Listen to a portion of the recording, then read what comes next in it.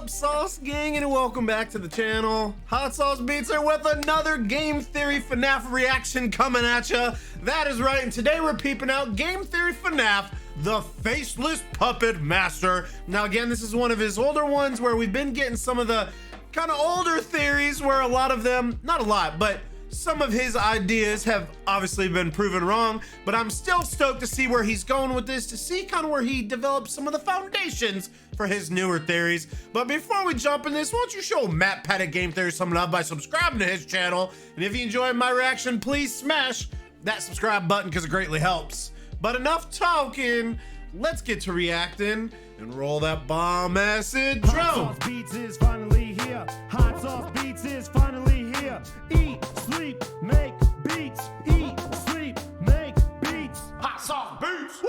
Okay, let's get going. Ooh, some VHS, huh? Ooh, look at you drawing so good. I'd like to see someone draw that fast, that good. I'd like to see this happen. Oh, you're doing so good. You're doing so good. Ow. Did he just stab himself in the face with a marker?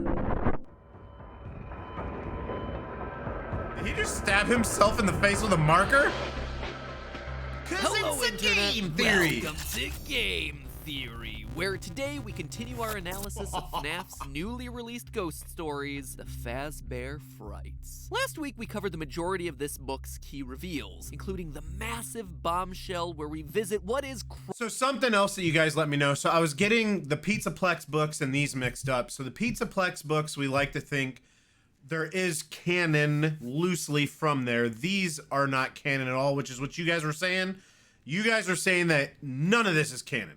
These books. chronologically the earliest Freddy Fazbear's Pizza we've yet seen, a location that we have never visited before in any of this series canon, but one that we know to have existed somewhere in the background since the release of FNAF 2. With 6 murders set in 1985, it makes it very likely that this was the mystery location to have closed down the franchise before its grand reopening 2 years later in 1987. And that, loyal theorists, is why I scrounged through every scrap of FNAF content out there, and like entered the Stitch Wraith over here. Scott throws out ideas and I'm just digging through his I dumpster, do think hoping there to are cobble it some all like together into a workable body parallels, theory. Whatever. As that silly Whatever. children's workbook taught me years ago, some of the biggest lore reveals in this franchise can happen in the unlikeliest of places. Yeah, we're gonna reveal Golden Freddy's name in this children's workbook word search. Fantastic.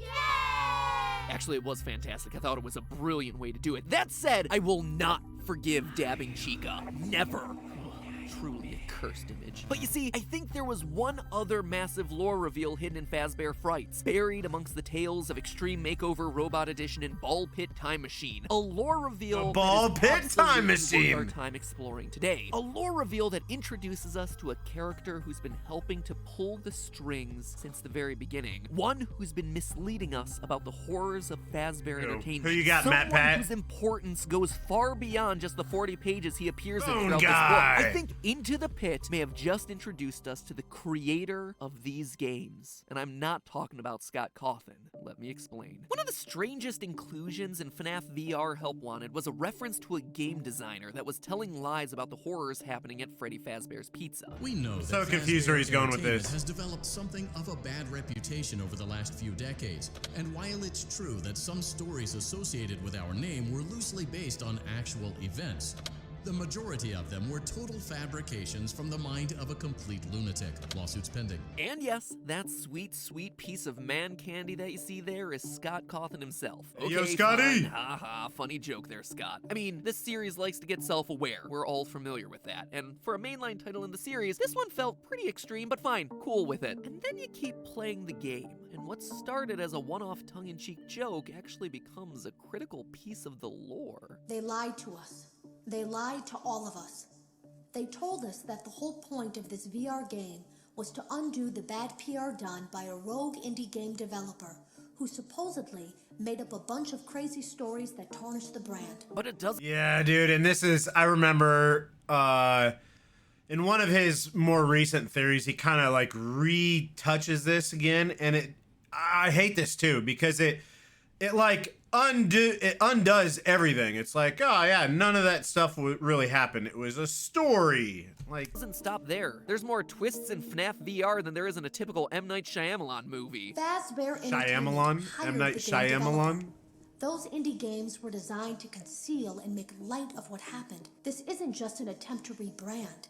It's an elaborate cover-up. The whole thing starts with like, oh, this game designer is a joke. Psych! No, he's not. He's actually critical to the lore and is exposing the crimes happening at these restaurants. Booyah, fooled you again. He's actually one of the Double villains. When the reverse. dust actually settles on this plot development, what we're left with is a game designer looking like Scott Cawthon, hired by Fazbear Entertainment to make indie games, the games that we've all been playing up to this point, in order to misdirect us away from the real lore of the story. So of course, I did an episode all about how Scott Cawthon is the villain of FNAF. Let me rephrase what we just heard. Scott is one of the bad guys. He was lying to us. If FNAF VR's tapes are to be believed, pretty much everything we know from the first 3, at least, but maybe even 4, 5, heck 6 games, could all be thrown out as complete fabrications created by Scott Cawthon. so dude, yeah, there's been multiple times that he has revisited this theory, and this theory's so bad. For the sole reason because he was paid off by Fazbear Entertainment. Except I was wrong. Nothing new to be sure, but here, my timing couldn't have been any worse. You see, earlier that very week that I uploaded that video, Scott made a post on Reddit saying that the indie game developer from FNAF VR isn't him. Here's what he had to say, quote, "The question is this, is Scott Cawthon now a part of FNAF lore? The short answer is no. Yes, I used my own picture for this indie developer because it's an obvious parallel, but that doesn't necessarily mean that it's actually me in universe." End quote. Yeah, Scott, you remain vague and mysterious about the lore for It's my years, picture, but half it's a not decade at this me. point. And this one little detail is the thing that you want to clarify. And you just choose to do it right before my video on this very topic, which, while it is honestly still a perfectly valid theory, gets everyone to dismiss all of the findings for that entire theory since it's the one small detail that I get wrong and everyone focuses on. I don't have feelings about any me of that at all. mateys. Scott continues, quote again. Me So no, I'm not mateys. canon. Only the existence of a game developer that supposedly made video games based on actual events that may or may not be a cover-up by Fazbear Entertainment is canon. Keep in mind that I do tend to use pictures of me and my family in the games, just because they're so readily available. In FNAF 4, I used a picture of a mountain range that I took while I was a truck driver in West Texas. I used a picture of a snowman that me and my older sons made together. I used a picture of a pet mockingbird that we nursed back to health one year. Do these have lore significance? Well, you probably already know the answer. End quote. Oh, I know the answer, Scott. And that answer is yes. Then it becomes canon. My ever-decreasing sanity aside, it does leave open the door as to the identity of who this rogue indie developer is. And I think that Fazbear Frights' story Into the Pit reveals to us who it might actually be. Admittedly, this is a bit looser of a theory, but I think it's one worth discussing. I believe our secret game designer, the one who's been lying to us through these games, is the story's main character, Oswald, the little 10-year-old boy who winds up in a time-traveling ball pit to visit the 1985 murder scene of Freddy Fazbear's Pizza. I believe he grows up to be hired on by Fazbear Entertainment to create these games. Now, I'm guessing you guys hate this theory, and I'm also seeing pretty much this whole theory can be trashed because none of this is talked about on his newer theories or the newer timelines as well. that we only get to know in the span of 40 pages, Oswald. but I don't think I've holy ever remembered hearing about morons, there are a Oswald. lot of evidence Oswald! in those 40 pages to back that assertion up. Shortly into his story, Oswald is shown to be obsessed with animatronics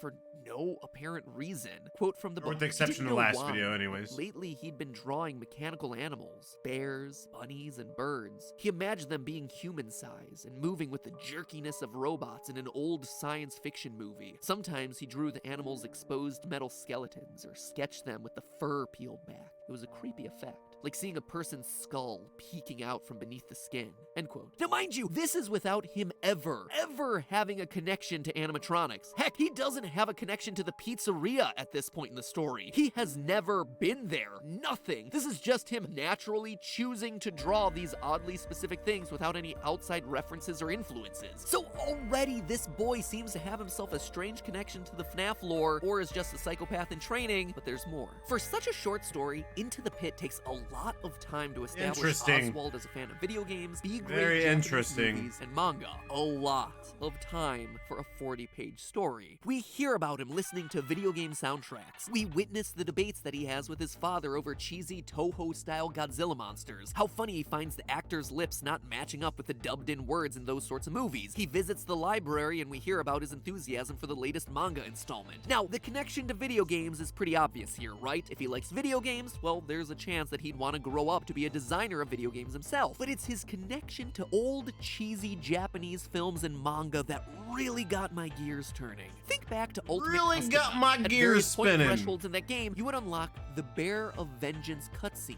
Each one clearly inspired by those old, poorly dubbed Japanese samurai movies. The art style clearly riffing on classic anime and manga animations. The mysterious designer of the Fnaf games, who You gotta love how presumably MatPat made does Ultimate connect Custom these, Night, though. would need to be a fan of this style of storytelling to want to incorporate it into his work. And here we have ourselves Oswald, a person who exists in this universe, whose limited characterization is spent establishing him as a fan of exactly this type of storytelling. Speaking of limited You know what I'm characters, saying? MatPat always does this though. He finds a way to connect the dots and make the theory believable. I mean, 100%. it's a minor connection, but a key point of the story is how money-strapped Ozzy and his family are. The reason he spends so much of his time in the library and the pizzeria is that they're both cheap forms of entertainment during the day, while his family works over the summer. If Oswald were to grow up and end up designing the FNAF games, well, it would actually be a somewhat similar story arc to Scott Cawthon himself. As his story goes, Scott was a struggling 50 game Shades of designer. He was Scott. making minimum wage during the day as a Dollar General store clerk and working on his games at night, with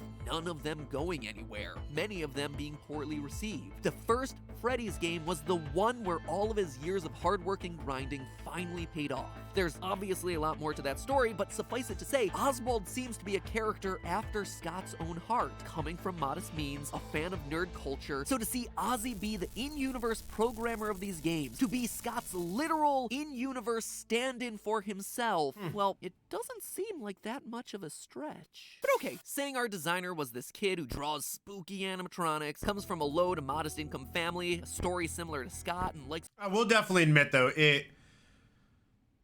Oswald does sound like he was loosely based off of Scott growing up. So I mean, I can definitely see that. I don't think. Again, I've just never liked this theory of, you know, games 1 through possibly 4 not existing, and it was just a made-up theory. Like, because I remember, I don't know, it was probably like 5, 6, 7, 8 theories ago, MatPat tried revisiting that, video and game everyone got anime is so still a bit of a floored. stretch, right? Describes like 90% of kids. Okay, well, maybe not all kids have a psychic connection with a decades-old murder restaurant, but the rest of it, sure, pretty generic kid. Here's the thing, though. We're not just talking about Oswald's character traits here. If you look at Ozzy's experience with the Fazbear restaurant in the story, you could see where he'd be inspired to include certain game elements that we ourselves have played through. The first and most obvious is Jeff, the current owner of name Jeff's Jeff? Pizzeria. My the name pizzeria Jeff? that took over the abandoned Freddy Fazbear's and Oswald's time. He's described in the book like this, quote, Jeff was creepy too. He looked 100 years old, but was probably just 30. With those heavy-lidded, bloodshot eyes, the stained apron, and the slow speech and movement, he was like a zombie pizza chef, end quote. Slow movements, bloodshot eyes, zombie pizza chef with a red-stained Was apron. he It a sounds robot? Like he could very well be the inspiration behind an undead murderer in a pizzeria who refuses to die, or a walking purple zombie that haunts the streets of the town. Remember, the game designer hired on by Fazbear Entertainment was tasked to lie about and make light of the murders in the Freddy restaurants. So what we see in the games would likely be a mix of reality and fiction. Oswald could very well be pulling from his real-life experiences. I mean, the names of people Oswald encounters also have themselves an uncanny similarity to what we see in the games. Ozzy's best friend from the past is named Mike. A Mike who outright says this, quote, you know, when I was little, I loved Freddy Fazbear's band. I even had a stuffed Freddy I used to sleep with, end quote. Wee-woo, wee-woo, wee-woo. Oh, sorry, that's the lore connection alarm. It goes off anytime someone makes a passing reference to FNAF 4. In that same conversation, Mike also reveals that he has himself a sister. Wee-woo, wee-woo, I mean, sorry again. And then they also Anybody can have talk a about sister. how creepy clowns and dolls are.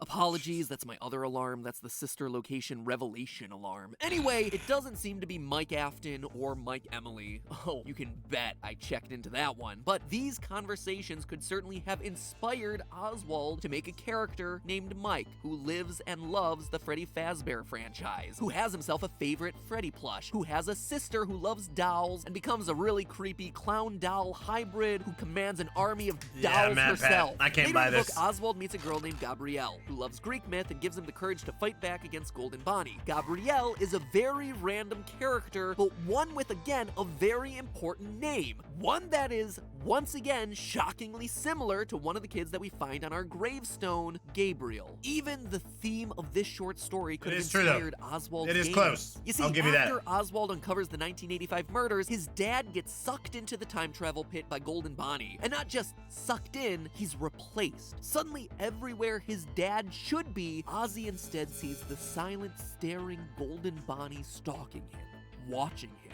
Ozzy is the only one who sees it too. Everyone else just Creepy. sees his father. That would definitely like be normal. very Actually, creepy. A really creepy, disturbing piece of imagery. One that gets Ozzy to question his own sanity. But it's also one that directly ties back to the core motif of the games. A father, William Afton, becoming a golden bunny to terrorize kids, including his own son. A son who then has to go out, seek, and ultimately rescue his father in order to end the nightmare. Faja. And then you just have random lines Rescue inserted Faja. into the story that kind of fit but kind of don't, but are also oddly specific to key moments throughout the FNAF franchise, like this, quote, "Every day you toss me out on the street like garbage," end quote, which are reminiscent of the FNAF 6 salvage minigames, with animatronics literally being thrown out on the street. This line, as Ozzy says it in the context of the scene, is kind of awkward, but if you're looking at it through the lens of, hey, this is actually a lore connection back to the games, now all of a sudden, it fits perfectly. There are just so many details that line up between Oswald's character, the people he meets, and the things that he I'll give you that. There definitely are a lot of similarities, but doesn't mean that's what happened. goes through that You know what I lineup mean? with someone who could Know what I have mean, made the chat? FNAF games, who could have concocted parts and pieces of this story. Even motive-wise, it makes sense. Maybe Fazbear hires him on because they know he knows the truth, and it's to get him to shut up. Maybe Ozzy accepts the money because A, he's poor, and B, he's scared. He knows what they can do to him. I mean, will any of this ever come into play in any way, shape, or form? Unclear, probably not. But one, it actually may be able to help us better separate out the truth from the fiction in the early games of this franchise. Like knowing zombie people were inspired by Jeff, the owner of Jeff's Pizzeria, name's the Jeff. zombie guy, may My take name's Jeff. all of that information off the table and really let us focus in on what truly matters, a specific subset of murders. But even if it doesn't do anything grandiose like that, too, I wouldn't be surprised if we end up seeing Oswald again at some point. I mean, already there's a new teaser for the next installment of Fazbear Fright, Fetch, up on Scott's website, so you can bet that we're gonna have a lot more to say about this series and its connections with the games in the coming months. Fetch. But What hey, was that? that's just A theory, a game theory. Thanks for watching. Yeah, Matt Pat. So let me bring you in, chat. So again, here's one thing too that we need to remember as a theorist, and I think this is why people need to give Matt Pat more credit, even when he's wrong, or any theorist, is that's what theorists do.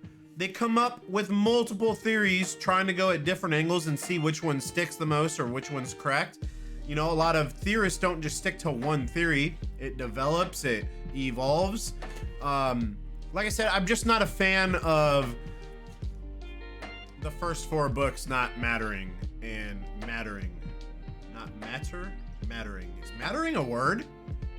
Mattering. Why does that sound so weird? Mattering. Anyways, you know what I'm trying to say. And I'm just not a fan of that. Like, they exist.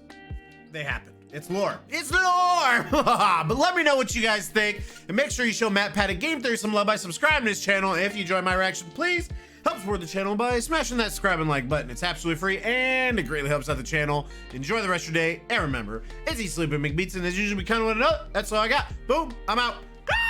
Got a bit of love for the sauce cake. Peace out, chat.